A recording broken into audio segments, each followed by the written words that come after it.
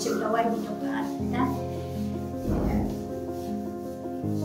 Nanti dawai tang sebenarnya ngalah armet ya langsung tuh ini kita dawai jadi doa kita itu kita rekam ya. Nanti tang sebenarnya yang ada menu-menu kita buat menulis dawai ini doa kita ya sawan Hani Children Hospital di Dr. Arpita IVF Dr. Arpita ikawan sisin sebenarnya yang gawati kum gadak dengan jeng rakhe ya ka swachhata hi seva bagajing dap suppose nam jang Swachh Bharat Mission ka office jang executive engineer PHE Maukarwat division ka member secretary district Swachh Bharat Mission ha ka arpun trek nailuar arhajar pusau lepat ba ya ka community sanitary complex ha ksinong nong sendri ha Southwest Khasi Hills ka bakentup ka public toilet bat ka yeng ba ka jakalo mi kitiar gi bampuot ya kani ka community sanitary complex lepat ba dau ADC jang ka Southwest Khasi Hills uba LT Tariang ublong Kongsan rengkat ka jingan lang u executive engineer PHE Maukarwat division uba kenong besau bat kibai ha kini ka singi nagaliang ka office UEE ka PHE Maukarwat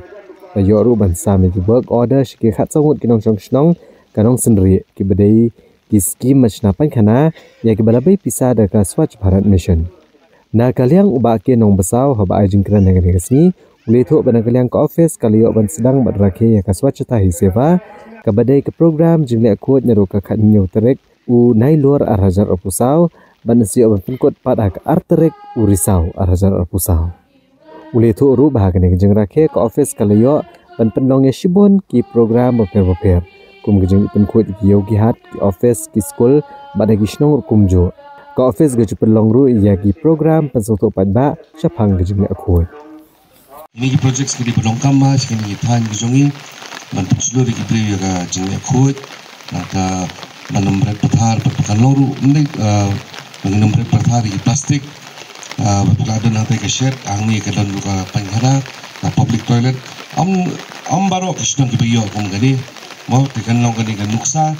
mentakiwi kisnong but ngi yang ni kamdai bawang baai public toilet tang senggang baik kita yang itu laporkan lang nama tak PWB kata kibri kebetulan ya ka jujuna ketukan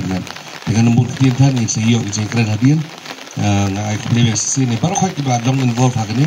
kamta me ya kesenang ketau pada PWC kibra lale kini project penginakan men kebahatam nang ni sekmat nafla ni kesenang